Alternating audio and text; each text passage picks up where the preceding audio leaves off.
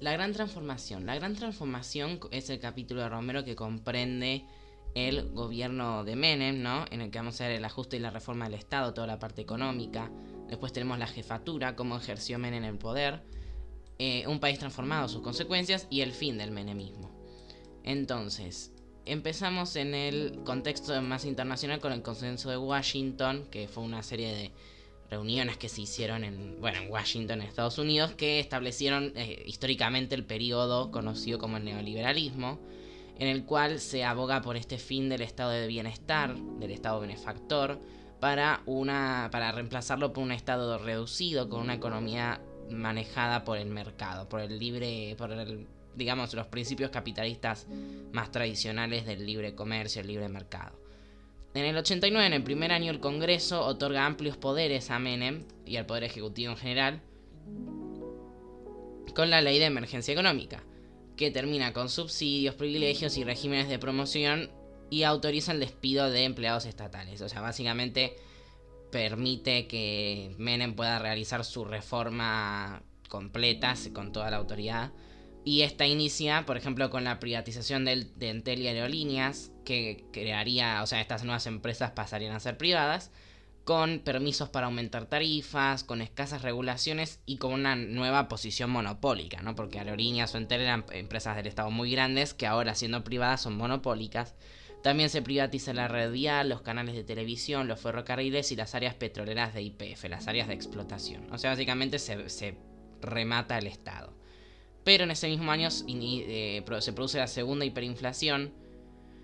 Herman González, que era el ministro, lanza el plan Bonex, que es básicamente un corralito controlado que no tuvo las consecuencias que hubo en el 2001, porque básicamente fue una apropiación de los plazos fijos para dar a cambio bonos en dólares a largo plazo del Estado. O sea, se capturaron los fondos, los plazos fijos, y también se restringieron los salarios estatales y la circulación monetaria. Todo para reducir la inflación, aunque al inicio, como primer efecto no lo consiguió, se mantuvo la inflación, pero preparó, digamos, que la circulación monetaria principalmente la preparó para que en el 91 Cavallo, cuando asume, lleve a cabo la famosa ley de convertibilidad, o sea, el 1 a 1, en el cual el Estado, por esta ley establecía que el Estado solamente podía emitir pesos si tenían una paridad con las reservas en dólares del Banco Central. Entonces, con esto al principio, obviamente lleva a cabo una caída total de la inflación, es decir, pasamos a tener inflación prácticamente inexistente, y también hubo una vuelta de capitales al país y una reactivación económica. Básicamente durante un tiempo dio, digamos, la estabilidad al menos monetaria de precios, ¿no? La estabilidad monetaria general que nunca en la historia prácticamente habíamos tenido. Y esto se acompaña, Cavallo lo acompaña con una reducción de los aranceles en una apertura económica. O sea, básicamente la baja de las retenciones a las importaciones generalmente, también en las exportaciones también, pero fundamentalmente importaciones, lo cual se compensó con impuestos más fáciles de cobrar, como el IVA, o las ganancias, no todos los que afectan más directamente a la mayoría de la población. Y en el sentido de la deuda de Alfonsín se hace el plan Brady, bueno, no de Alfonsín, sino de la dictadura, porque Alfonsín no la tomó, el plan Brady, que permite renegociarla y hacer que además haya nuevas entradas de divisas hasta el 94 para cumplir los compromisos del Estado, ¿no? Entonces Cavallo prepara los 3 años, digamos, de oro, ¿no? Los 3 años dorados del menemismo, en el cual se disfruta de cierta, como dice acá, ¿no? Se disfruta de cierto bienestar, no mucho para la clase baja, más que nada para la clase media, pero como en la Argentina siempre el bienestar se midió en base a la clase media, se podía decir que eran 3 años dorados en el sentido que hubo un crecimiento del PBI, como dijimos, bajo la inflación, y hubo esta nueva plata dulce, como pasó en la dictadura, de poder viajar al exterior y comprar artículos importados, porque ahora uno cobraba prácticamente en dólares, ¿no? Porque el peso vale $1. Entonces eso hizo que, y además las bajas en las reducciones a la importación, en los aranceles aduaneros, bajaron los precios de lo importado. Lo cual detrás claramente llevaba a cabo una destrucción total de la industria nacional. y una baja en en las exportaciones también, ¿no? Con la baja de la producción, las privatizaciones, ¿no? Que acá vamos a ver, que básicamente también, ¿no? Las privatizaciones, hubo reducción de empleados en las privatizaciones, y además de que todos los beneficios ahora eran de los privados. Y esto lo vamos a ver en el achicamiento, ¿no? Que afecta, es lo que está detrás de estos 3 años dorados, ¿no? Tenemos, primero, que se transfieren los servicios de salud y educación a las provincias, sin darles un presupuesto adecuado. O sea que básicamente ahora, no sé, la provincia de San Luis o la provincia de San Juan se tienen que ocupar de eso ellas, en vez del Estado, digamos, del gobierno federal. También se venden las empresas de electricidad, la de gas, la de agua, aunque con ciertos mecanismos de control como para que no haya un colapso de los servicios, ¿no? También se empieza a vender YPF, o sea, la empresa en sí, y las infames y conocidas AFJP, que básicamente privatizaron el manejo de los ahorros, que terminaron con el régimen jubilatorio, o al menos terminaron con una gran parte del régimen jubilatorio estatal. Ahora los ahorros eran, bueno, vos pones ahorros, estas empresas te cobran comisiones para administrarlos e invertirlos, y vos te jubilás con lo que ahorraste. En vez de financiar la jubilación de la gente de ahora, que después la gente joven va a refinanciar la tuya, ¿no? Como pasa ahora. Y esto es lo que produce, ¿no? Como dijimos acá, el desempleo, la competencia de los productos importados, lo que destruye el empleo y el sueldo. El Estado también, ante esta situación, requiere constantemente nuevos préstamos para sobrevivir. ¿Por qué? Porque no podemos emitir moneda, o sea, no podemos emitir y tener una política monetaria y fiscal, porque nuestras reservas determinan la cantidad de dinero que se puede imprimir. Por lo tanto, necesitamos constantemente nuevos dólares para poder seguir teniendo dinero en circulación. Porque si los dólares se fugan o los dólares se gastan o lo que sea y salen del país, esa plata, del país o del Banco Central, esa plata no se puede volver a emitir. O sea, estamos limitados en ese sentido porque dependemos de cuántos dólares tenemos. Entonces se apela a inversores globales que son muy volátiles porque se colocan en las economías emergentes, pero ni bien pueden escaparse porque hay un problema, se van. Es como lo que pasó con Martínez de Oz, es exactamente lo mismo. Y esto revela la vulnerabilidad de la convertibilidad. Ahora, a partir del 95 es cuando empieza la debacle. Primero el efecto tequila, que una devaluación fuerte en México hace que haya una corrida de inversores en todos los países emergentes, incluyendo Argentina.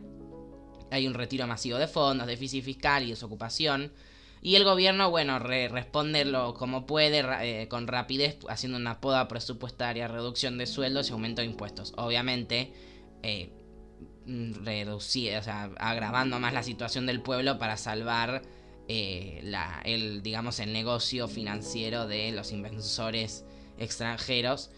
Y después Cavallo, más o menos para mantener a flote antes de las elecciones, privatiza el correo y las centrales nucleares, restringe fondos a las provincias, todo para poder, mantener, ¿no? Digamos, la solvencia del Estado.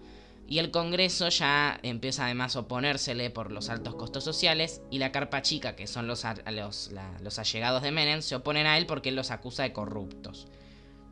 Después, en el 96, es reemplazado entonces por Roque Fernández, el cual básicamente medio que sigue con la misma postura de Cavallo, o sea, hace ajuste, aumento de impuestos, reducción de empleados estatales, termina con la privatización del correo, los aeropuertos, el banco hipotecario, también vendió las acciones que le quedaban al Estado de YPF. Y acá, obviamente en esto, ¿no? Teníamos el conflicto, porque Roque Fernández, después de las elecciones, tiene este tema, los objetivos electorales y los económicos, que es lo que Cavallo intentaría hacer acá, y él lo termina, ¿no? Para que Menem en el 95 gane las elecciones, y a partir del 95 las elecciones de medio término, etc. Ahora, la jefatura. La jefatura es, básicamente es como se va a ver, al menos en UA 21, un artículo del libro de herramientas para el análisis de la sociedad del Estado, que habla de la democracia delegativa. Básicamente la jefatura describe justamente lo mismo. No te olvides de suscribirte al canal y de compartírselo a quien lo pueda necesitar. Básicamente, el Ejecutivo cuenta con mayores márgenes de acción, tensiona los límites legales y las instituciones. O sea, esto de que el Ejecutivo, como dijimos, tenga amplios poderes comparado al judicial y al legislativo. Menem tenía además mayoría en la Corte Suprema, y desplazó a muchos, desplazó o reemplazó a muchos jueces y fiscales en todo el sistema judicial para tenerlo a favor. Y el Congreso, cuando se opone a Menem, como él cuenta con esta amplitud, justamente el único poder que suele, al estar eliminada la justicia, o casi eliminada en el sentido de acción, del poder de acción, lo que apela es el Congreso es el último que le queda o que se le puede poner. Entonces cuando se lo pone, él veta las leyes que saca el Congreso o recurre a los decretos de necesidad de urgencia, que básicamente tienen casi como el nivel de una ley.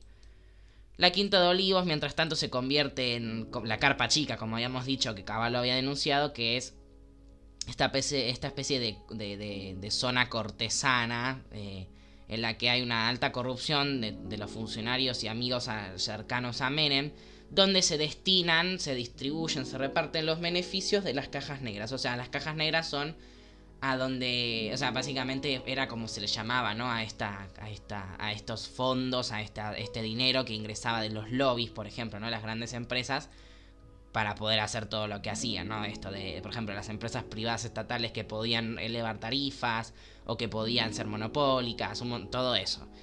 Y cómo se vendían además esas empresas estatales, porque todo lo que se vendía de lo estatal era repartido entre empresarios o competidores, ¿no? O sea, era un desmantelamiento total del Estado, de que había, particularmente en Argentina, había sido muy grande durante toda su historia en general. Y básicamente acá se lo está completamente demoliendo, se lo está rematando, ¿no? Vendiendo. Y dentro de todo ese juego, la clase dirigente cercana a Menem se beneficia. Y Menem, por su parte, como personaje, era muy bueno, porque al haber sido parte del peronismo contaba con muchas herramientas. Contaba además con un grupo de dirigentes y cuadros políticos que estaban acostumbrados a obedecer, porque él era, al fin y al cabo, era el líder del partido, era el candidato. O sea, la lealtad peronista a veces que puede llegar a ser ciega, como pasó con Perón en los 70s, cuando Montoneros, por ejemplo, se va de la plaza, ¿no? Todo lo que ya se vio en el primer parcial.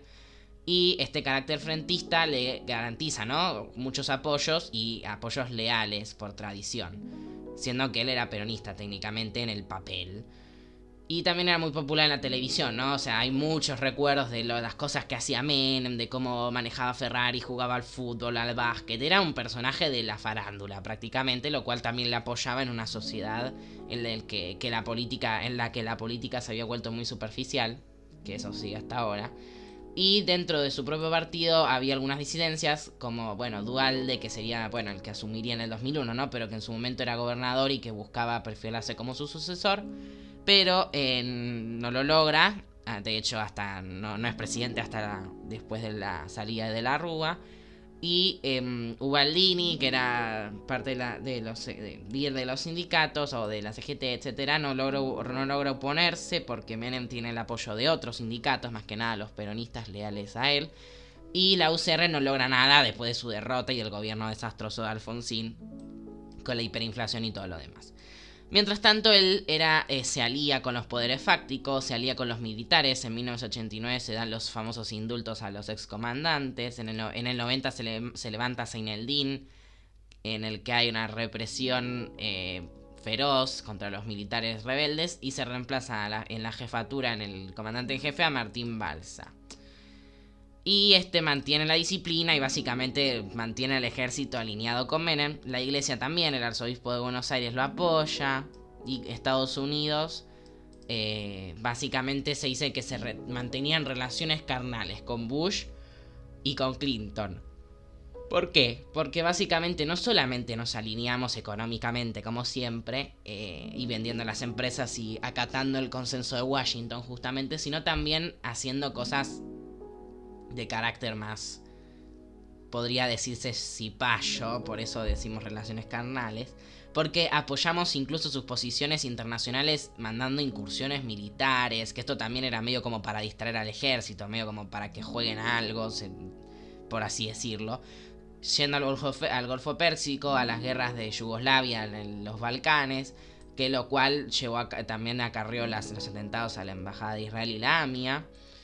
Y después, ya en el 93, antes de las elecciones del 95, se produce el Pacto de Olivos con la UCR, con Alfonsín, que entre otras cosas permitía la elección directa, ya sin colegio electoral, la reducción del mandato a 4 años con una reelección, creación del jefe de gabinete, del jefe de gobierno de la Ciudad de Buenos Aires, el Consejo de la Magistratura, entre otras medidas.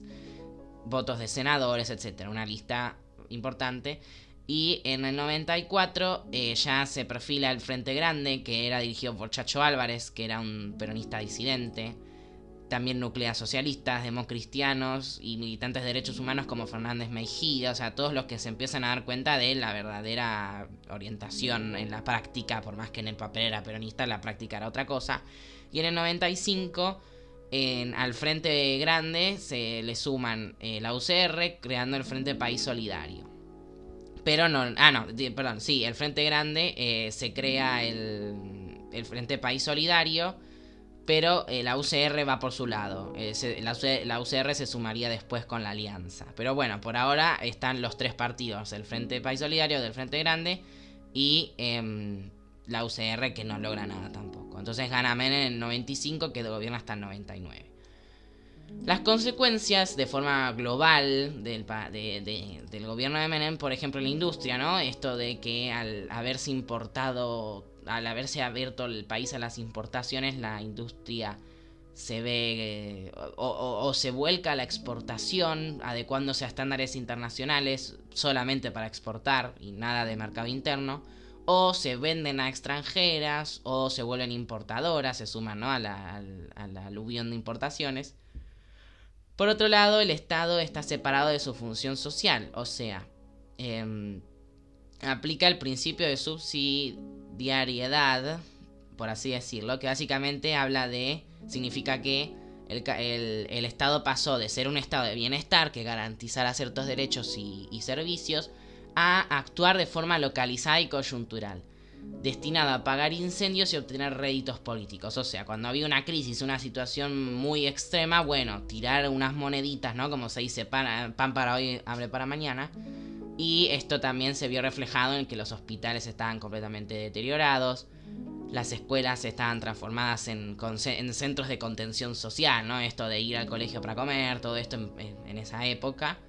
Y se polarizó la sociedad en ganadores y perdedores, ¿no? Una clase media que pasó a vivir en el momento, o sea, a viajar al exterior a comprar productos importados, pero ya sin una previsión para el futuro, porque había menos trabajo, había menos industria, menos trabajo, peores salarios, y la pobreza aumenta con además empleos en peores condiciones, con más empleos en negro, ¿no?, informales, y además nace una política nueva, o sea, una política donde hay en el conurbano, por ejemplo, un universo de sociedades de fomento en el que surgen referentes que el peronismo sabe captar en sus unidades básicas, pero ya la política cambia un montón respecto a lo que había sido el siglo XX en general y por ahí la época de Alfonsín, que es la negociación de los contingentes de votantes, ¿no? Esto de la venta del voto,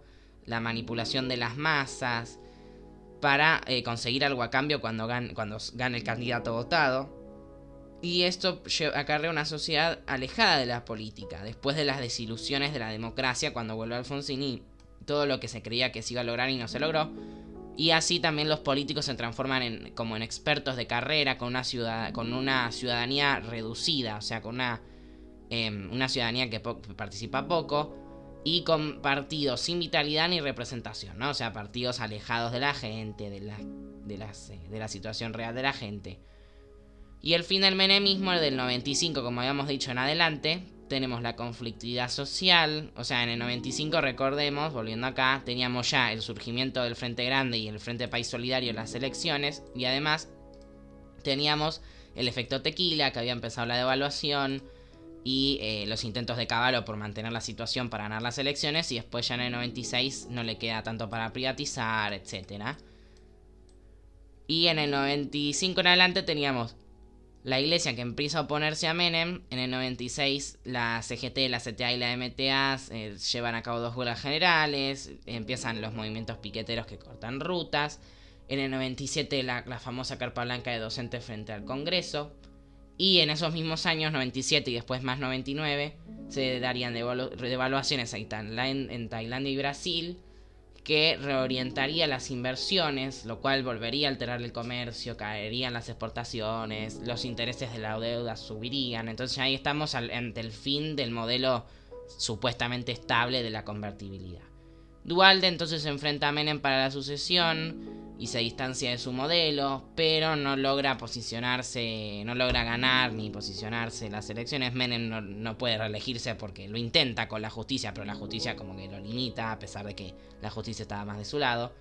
Y bueno, pierde frente a la alianza en 1996, en el 99, que la alianza había sido creada en el 97, como dijimos, ¿no?